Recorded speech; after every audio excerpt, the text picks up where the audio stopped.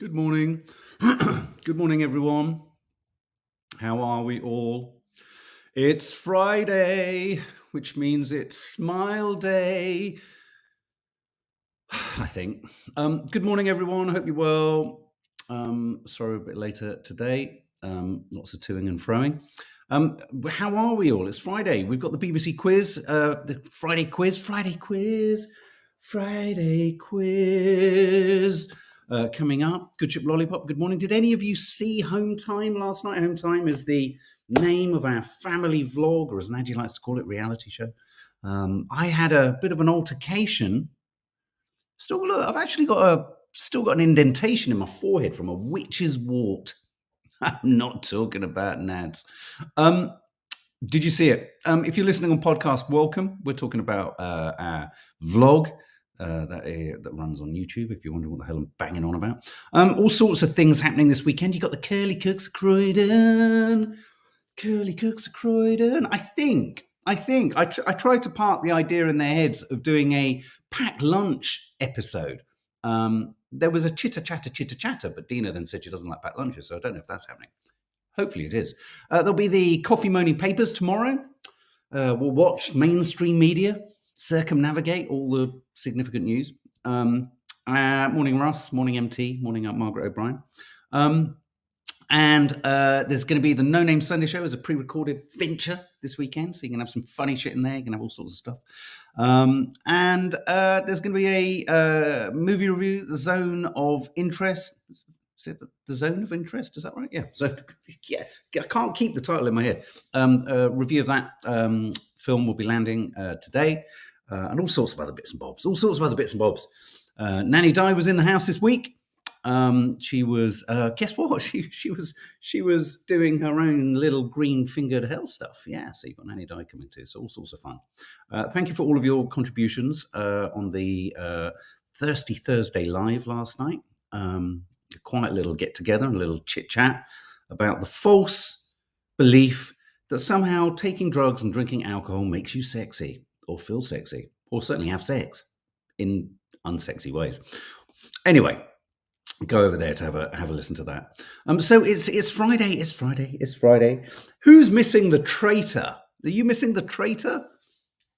I'm slightly missing the Traitor, though I'm rather lucky because I haven't watched all of Squid Game: The Challenge, and we're watching that, which is fantastic. Witch's eye, they call it. That's the witch eye. I've got the third eye in the middle of my forehead. Fourth eye. Fifth. Let's not go there. This week has flown by. Yeah, I'm missing the Traitors. Are you missing the Traitors? I'm missing it. But as I say, I've got Squid Game, and I'm loving that. And it's quite frightening, isn't it, how people really do split into the empaths and the selfish fuckers, to put it bluntly. It's amazing, isn't it? You sort of see people in these shows and you think, God, how can you be like that? How can they be like that? And all that kind of stuff. Will they do a celebrity traitor lead, Doran? I was reading an interview with Stephen Lambert, who's the guy behind the company that made the series. And like he said, the jeopardy is so high with the Traitors, isn't it? Because it's ordinary people potentially winning a prize. It's like if they did Squid Game: The Challenge with celebrities, it wouldn't be worth it. I mean, the thing about Squid Game: The Challenge is the prize money is $4 million. Bloody hell. Cray in the old bray. That's what I say. That all rhymed. So let's look at the news. We're going to go through the news. We're going to do the Friday quiz. We are going to be talking about things like faulty towers. We're going to be having a laugh at the UK's nuclear missiles. Well, the story is that they're going to fire one or test one, but I want to tell you about what happened when the last one was fired and tested. We are going to be looking at something that was auctioned for £1,416 that you would never ever comprehend as being even auctionable. And obviously, we're going to be touching upon some of the more serious stuff. So this is unusual. Look, it has to be stressed that it feels like the mood music coming out of the Israeli-Gaza crisis is one that's pointing towards the potential for a ceasefire. Now, we've said this long and hard, and we've made no secret of where we sit on this topic. Be warned, be prepared. this is how it's going to work. I was reminded, just before I get to that, I was reminded about the narcissistic definition. The idea that dealing with a narcissist is often like this. So I'm sat here and I'm talking to a narcissist off camera, just over there, and I do something wrong. It's like I hurt them with something I say, and that's my fault, right? But then they hurt me with something they say, and their argument is, I made them do it. So a number of people, I mean, sort of political comedians and what have you, have equated the not Israel as a whole, but the Israeli government's policy in Gaza as to that of a narcissistic, overindulged, tyrannical teenager. And I think I'm agreeing. You hurt me, it's your fault. I hurt you, it's also your fault. So, bearing that thought in mind, anyone who's had any relationship with narcissists, that might ring a few bells. And if they hurt your ears, it's your fault, and it's your fault if they rung the bells. So here's the thing: be prepared for the big. Well, I don't think we're anywhere near this yet, but be prepared for suddenly, at the moment, the most egregious, aggressive, destructive assault in recent memory, when and if it gets to a place of pause, Israel and Biden and Rishi and Starmer and all of the kind of usual suspects, Trudeau, all that lot, they're all going to want pats on the back, and they're going to be applauded. They're going to be like, look what we've done. Look, we've stopped it. Aren't we good? And the hope will be that in the sort of huge gasp of relief that will come to all of those poor people in Palestine who literally have nothing, schools, hospitals, homes, bedding, water, food, parents. The hope will be that the world will breathe such a collective sigh of relief, whilst, I'm not suggesting there's a connection here, but maybe there is, whilst the UK and the US go into election fever. Thank you, Nora A. I will keep your quote there. The hope will be that everyone will be in such a frenzy of sort of, what? Not, I mean, it won't be like that, but it'll be like, got a hard work. We're at the right point now. This is America will say this is everything we were pushing for. We told you that behind the scenes we were advising and pressurizing, and the Rishi will be like, well, we kept saying, and Starmer will say, yes, I didn't mean it when I said they had the right to turn the water off and all that kind of stuff. Human rights lawyer, just a reminder. Should know better, really, even than Rishi. It's just a point. All of that's going to go on in the hope that we all just go, oh, what a relief. Oh, let's get on with the business of trying to sort a really sort of sustainable ceasefire, which is what we want. Let's try and sort a two-state solution, which is what most normal people want, but Netanyahu doesn't, and many people in Israel, the Israeli government, don't. Oh, let's and the fear and the worry and the possibility there is that all of this will go away, like a bad row. Have you ever had a row with someone and there are so many egregious, horrible things they've said and done, but what they've done is they've made the making up such a relief. It's such a relief that you're making up that you don't want to seem to be the one that's banging on about some of the things that were really horrible, actually, and awful that went on in the relationship that potentially could cause ramifications for years to come. But because you just want to make up, because actually you just want to make up, you nuzzle around them. I think this says it pretty simply. Noura A, at least 30,000 people too late. We must never forget.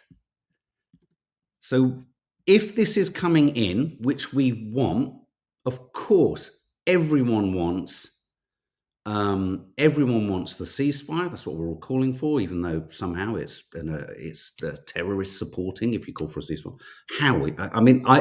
The childlike historian in shorts, not that I ever wore shorts to history lessons, will never be able to quite comprehend how the word ceasefire. We now live in a mad world, if you can do that. It's quite an astonishing, wow. The word ceasefire needs a new PR team to work for it. Of course, we want ceasefire. All of the stuff that we want. We want it for both sides. We want the hostages safely brought home. We want Palestinians not destroyed. We want parents not delivering their children in bags. We want this to happen.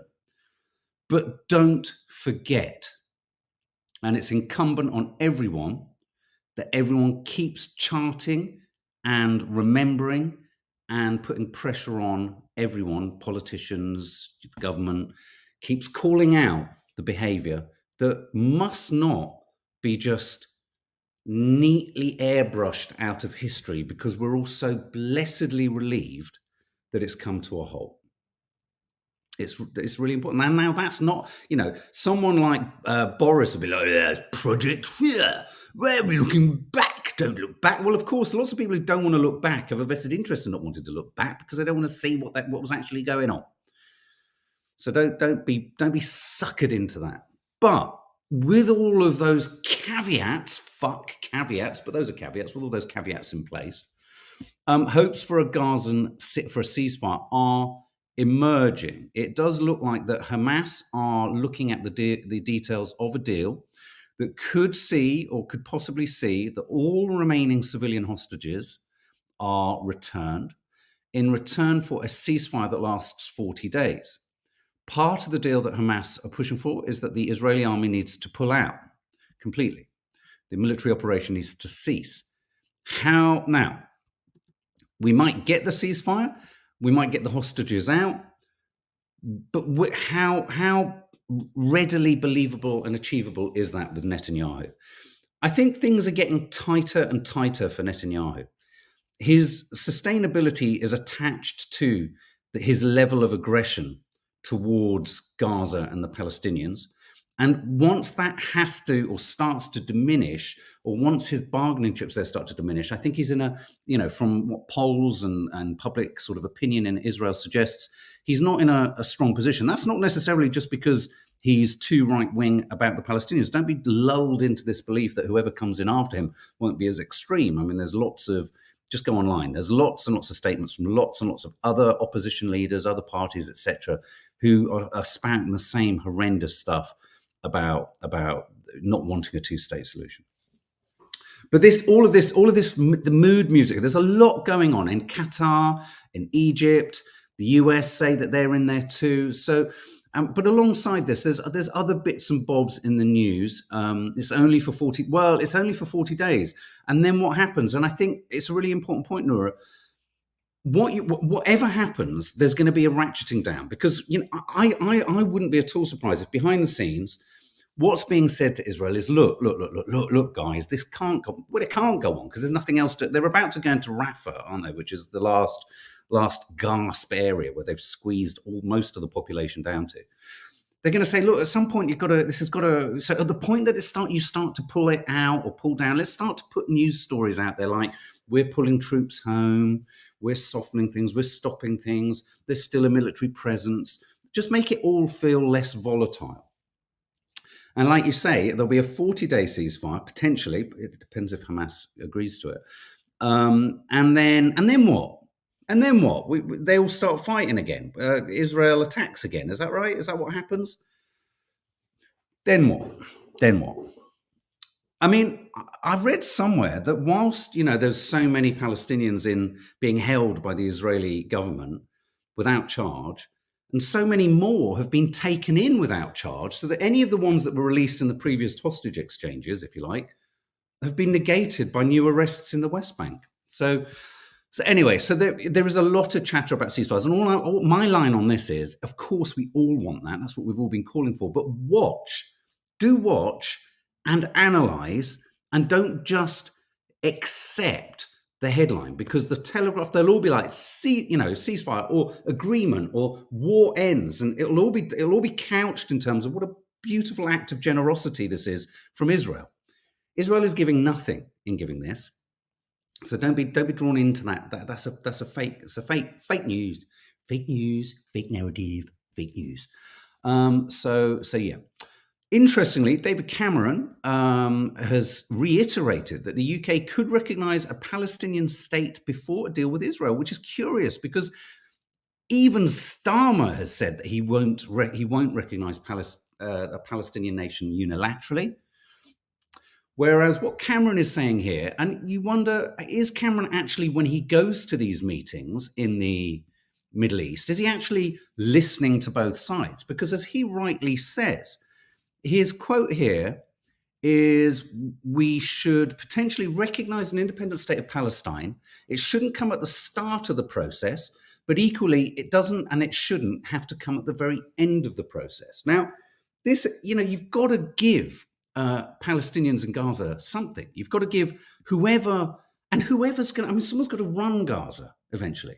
So you've got to offer them something. You've got to offer them something to live for. And this is what they have not had for years, anything to really coherently live for or aim for. And bear with me 1 second.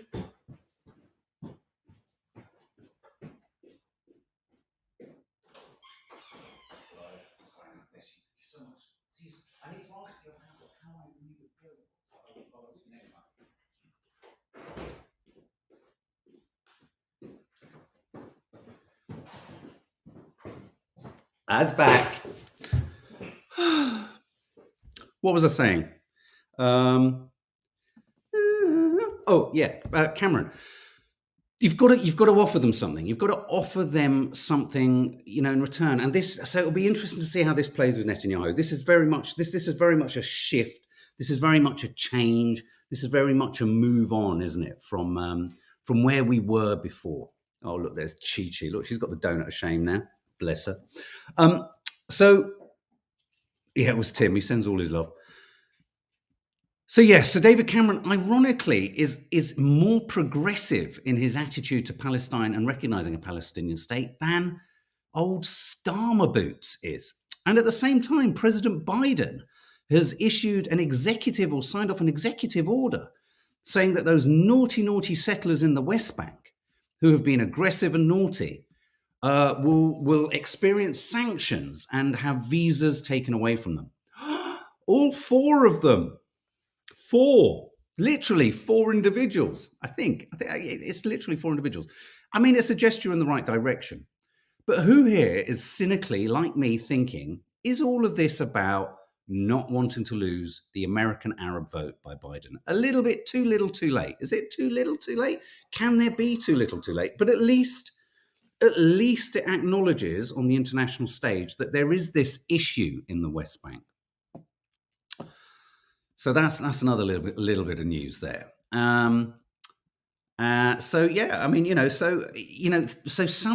feels like things are moving in the right direction. But what generally seems to happen is that as we surge towards what could potentially be a solution, though we are nowhere near the solution.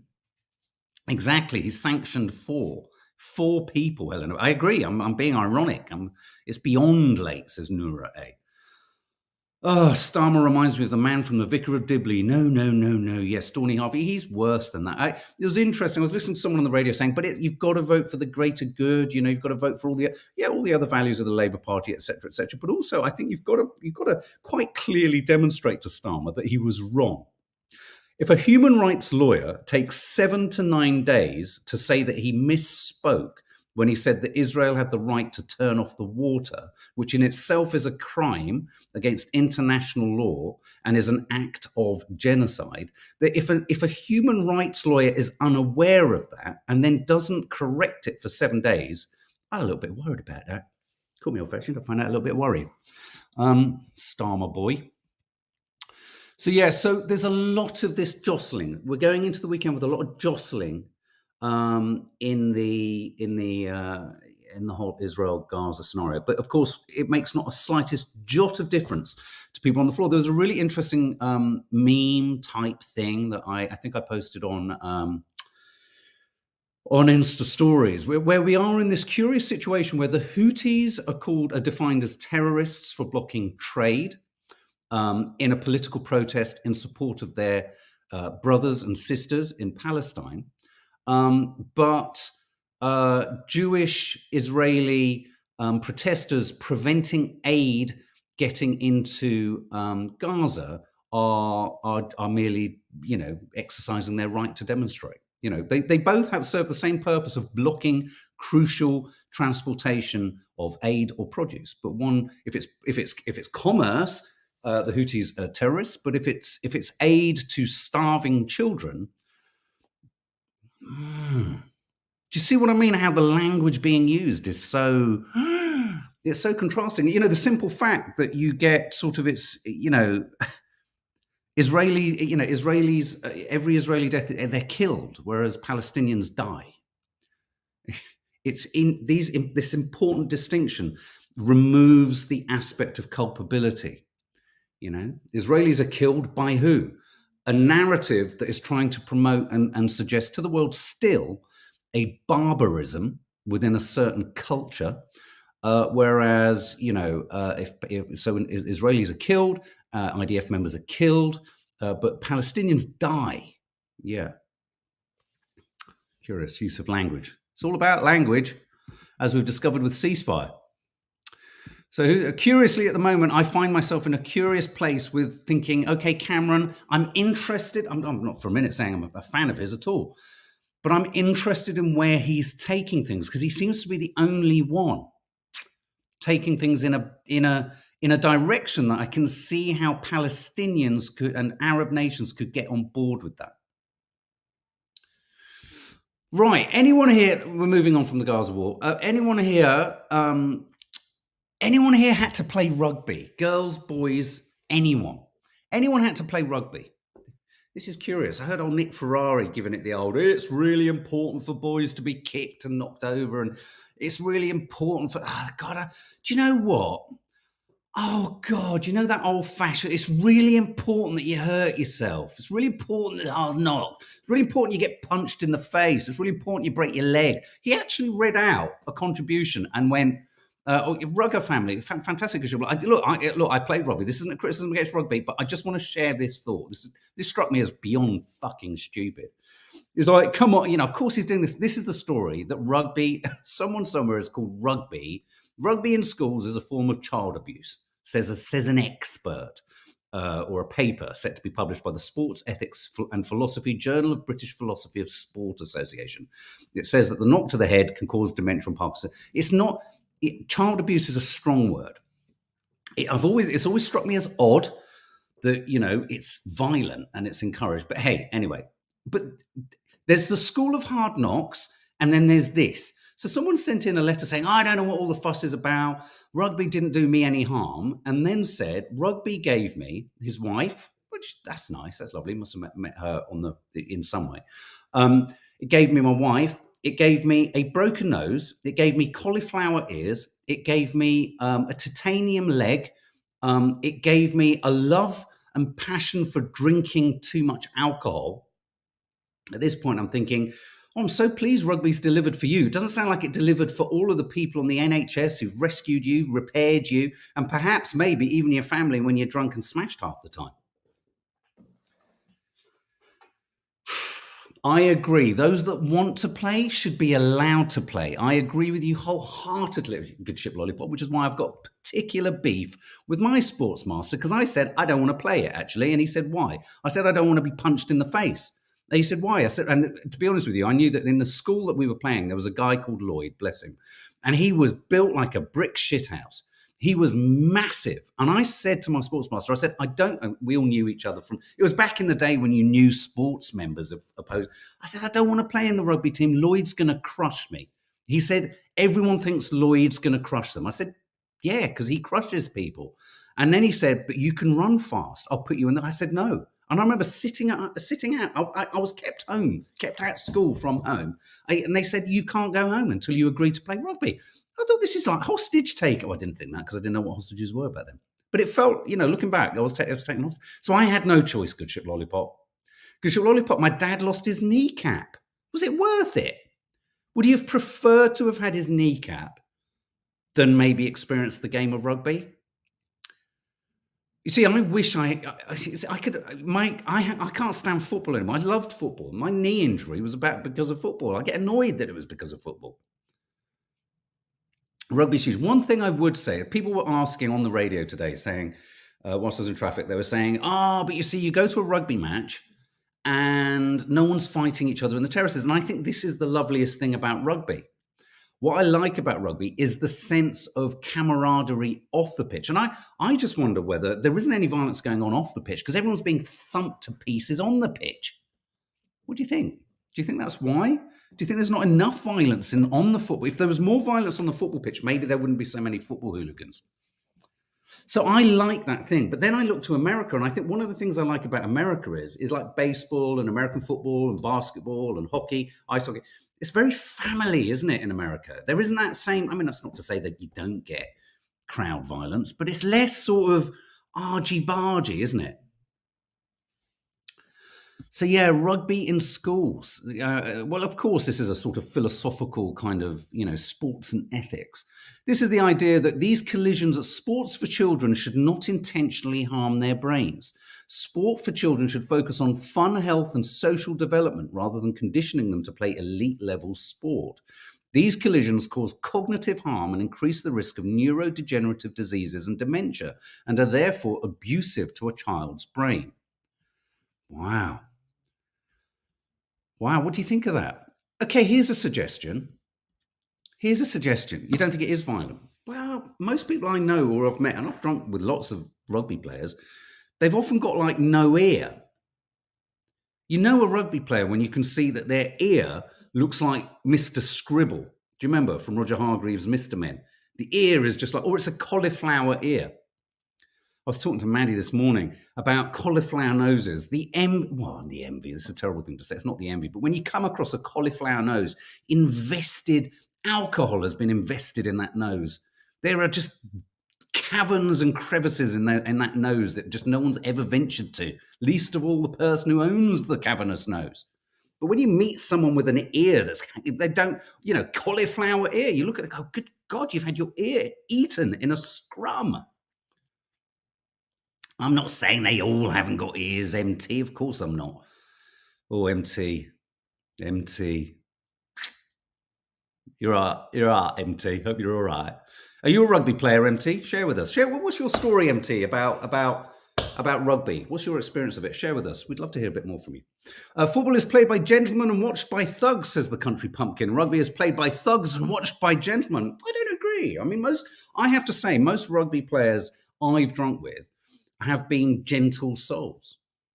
Gentle souls.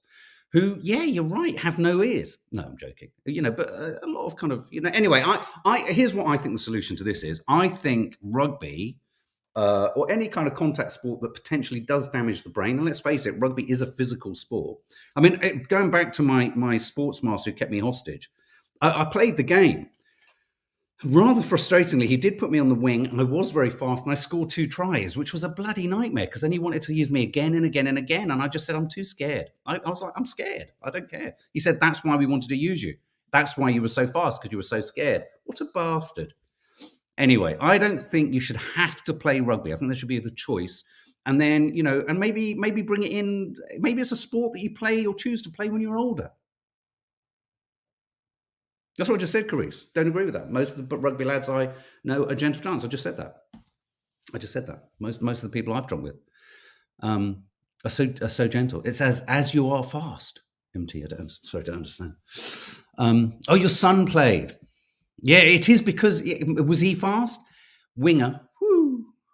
Cross country in the freezing cold. But at least you're not going to smash your head in, are you? Or have your ear torn off? Or the one that I remember God almighty, I was always the one that would have the ball kind of thrown out to me from the scrum. I remember someone having their nostril hooked and split their nose. That way. Bear with me. Coming back.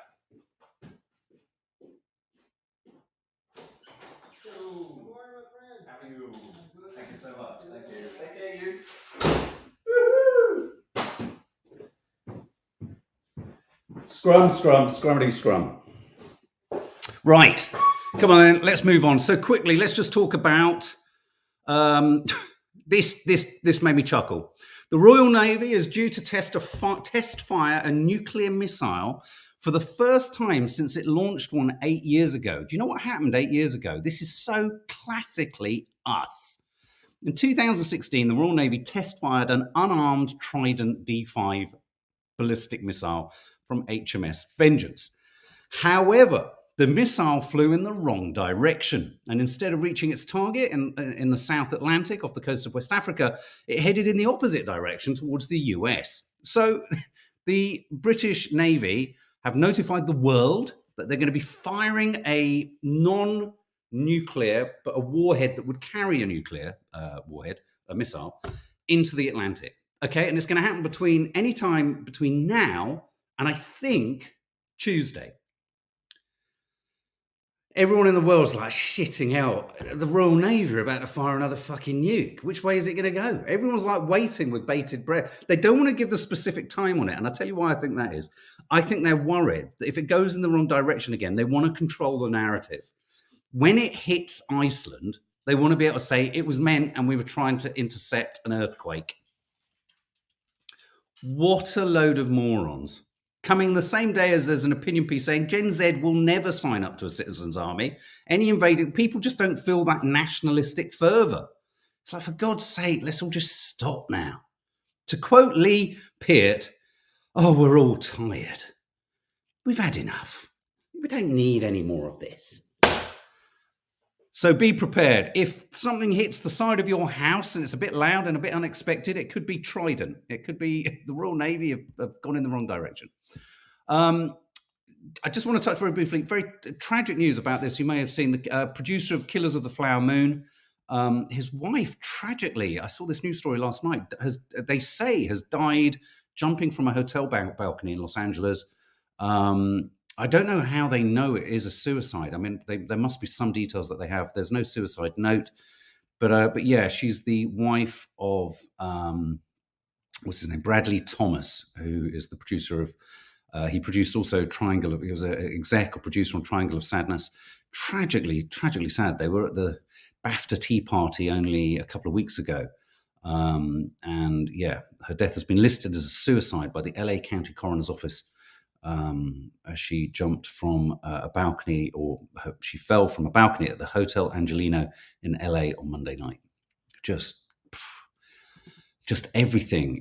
Just hold those close to you. And if you know that people are struggling with their mental health, reach out to them. I think, I forget the name of the actress. There's an actress. Oh God, what's her name? She's got a funny name, which is like two names together.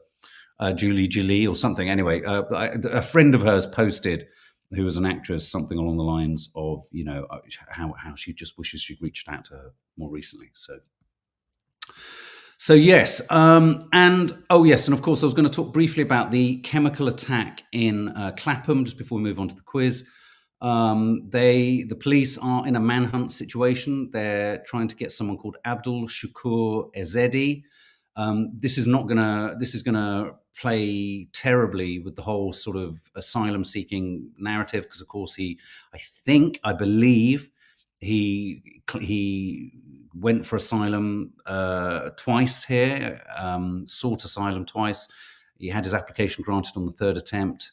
He's now wanted for this. It looks like it's an alkali attack, which of course alkali acid, I think constructed or made or mixed from sort of domestic kind of cleaning fluids. When I look at I'm not going to show any of the footage or rushes, but when I look at the rushes of this, or when I look at the footage of this, Al Zoran, is it all still cordoned off in the area? Hope you're well, Al Zoran.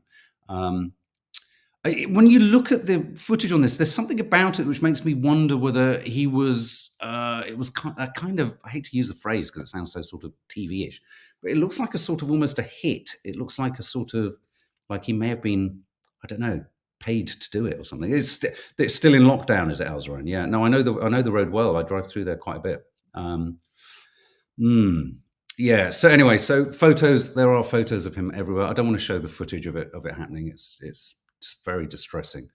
Done with such a sort of casual disregard, which is the aspect of it that makes me either think, either obviously he's an absolute psychopath to be able to do that, or was he hired? So that's the Clapham attack. Just briefly, John Cleese, moving on to lighter news. John Cleese is going to bring Fawlty Towers to the West End. Could be good. I mean, the problem for me with Fawlty Towers, for anyone who doesn't know it, it was a very successful 70s sitcom starring, obviously, the Monty Python's John Cleese. Whatever you think of John Cleese now, it was genius. It was funny. I don't know how well it will translate to stage. I do find the desire to put everything on stage really quite tedious. I don't know if anyone else does. It's like if, I mean, why? It's never going to be as good as the original. So yes, John Cleese is doing that. And just before we go into the quiz, oh, hang on. Can you guess something that's 285 years old and was auctioned for £1,416 in Shropshire? Can you guess what that might be? Something that's 285 years old, auctioned, found in a cupboard, and auctioned, and made £1,416. No, not a wedding cake. Yes, something you could potentially eat. It's a sort of, yeah. I don't think it'll do well, Tanya. A lemon. I kid you not, a lemon. A lemon, believed to be 285 years old, has fetched £1,416 at a UK auction in Shropshire. It was unexpectedly found inside a 19th century cabinet, which was being photographed to be sold. The cabinet itself only sold for 32 quid. How's about that? That's a bit strange, isn't it? Okay, so let me do this. I'm just going to pull you over here. So let's do the quiz. It's quiz time, and then I'm going to show you a very sort of sweet and finally clip right at the end of our lives. So let me just do this. Yeah, as I say, be prepared in case you hear a missile flying past your window. It's only the Royal Navy. It's only their missile that's gone off target. So let me just do this. Da-dunk. Here we go. I've got the quiz, and we're off. You ready? So quiz of the week. All right, sorry, I'm just trying to get this so I can see you and see it, and we can all be happy bunnies together. There we go. I'm just going to shorten this. There we go. Okay. Are we ready? So, the Shetland town of Lerwick celebrated its spectacular annual fire festival of Up Helliar. Which Viking squad did parade leader Richard Moore represent? Was it A, the Home Furnishing Squad, B, Jarl Thorgerson, or C, Odin, Lord of the Gallows? The Shetland town of Lerwick celebrated its spectacular annual fire festival of Up Helliar. We should go there next year and film it. What do you say? Which Viking squad did parade leader Richard Moore represent? A, Home Furnishing Squad, B, Jarl Thorgerson, or C, Odin, Lord of the Gallows? I love a gallows, bellows. Those are bellows, aren't they? Gallows. It's Home Furnishing Squad. There you go.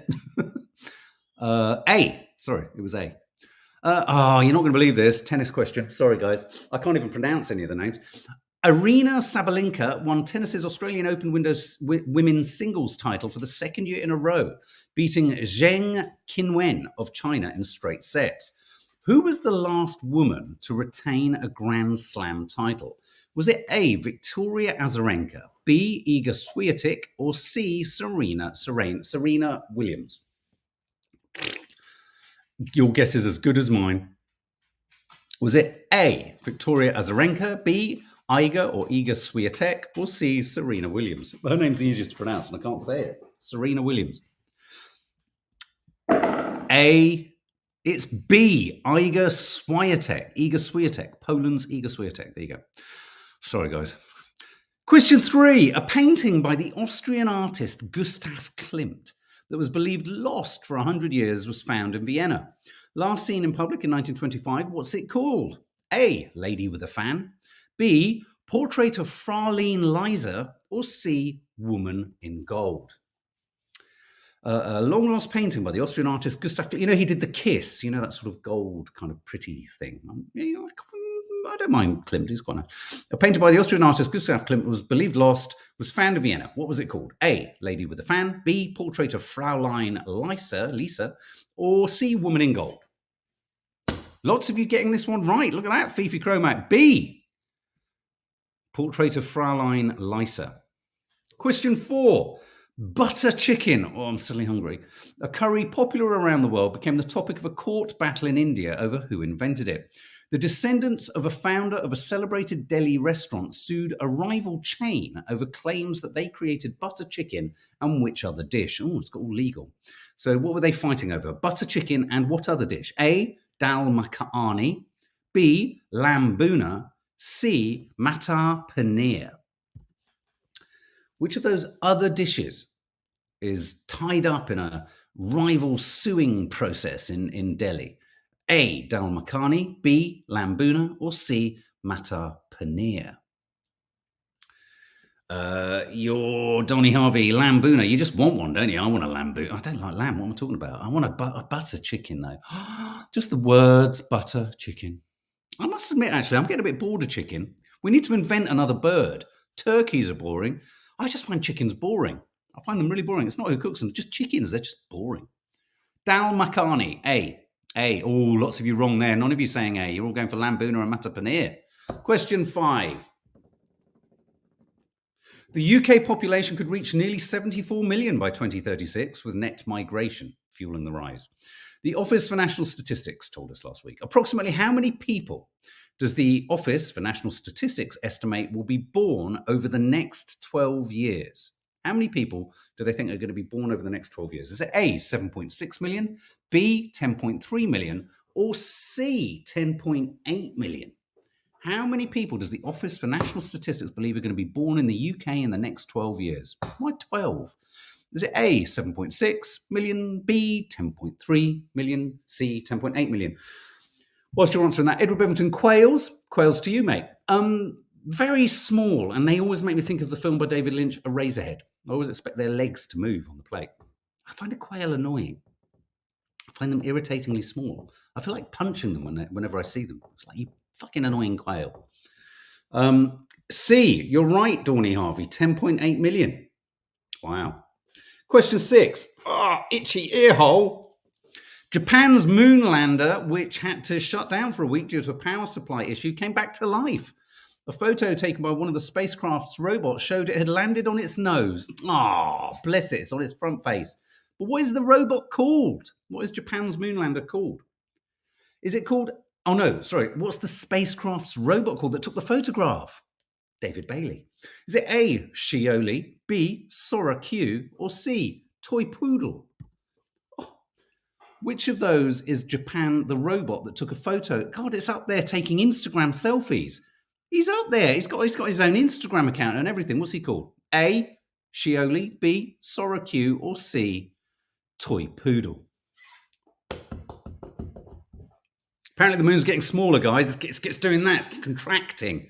All sorts of earthquakes are happening, and eventually it's going to go pop, and then we're all going to go skewing off into stellar space.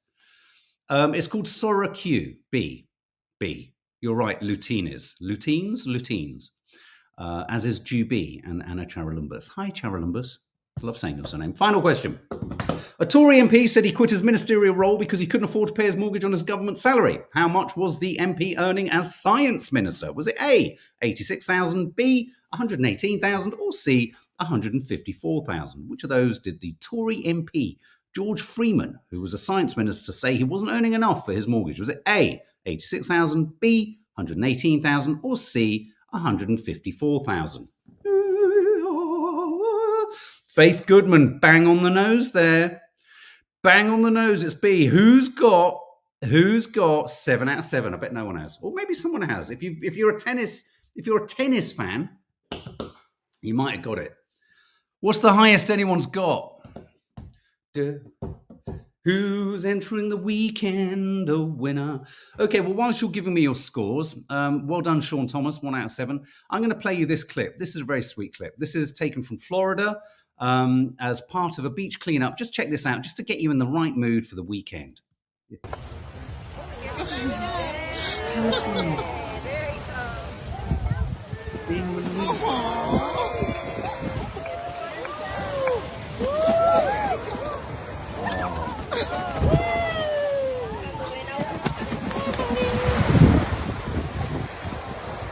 And that's it. Isn't that sweet? Oh, 6 rehabilitated pelicans released back into the wild at beach cleanup. Mum, I think that's what you saw in the garden yesterday. It was a pelican. Faith, who just said that? Mark, not to worry you, anyone, but I just saw the missile go past my house. Careful, duck. Don't worry, it won't hit its target, which is probably all the reason to worry. Okay, guys, there you go. Freedom, Pelicans. They didn't even say thank you. Faith, you got 3. I think in looking at today's scores, I think you're a winner. I think you're a winner for sure. It was a tough one. Guys, have a lovely day. Lots of content landing as ever. Stay safe.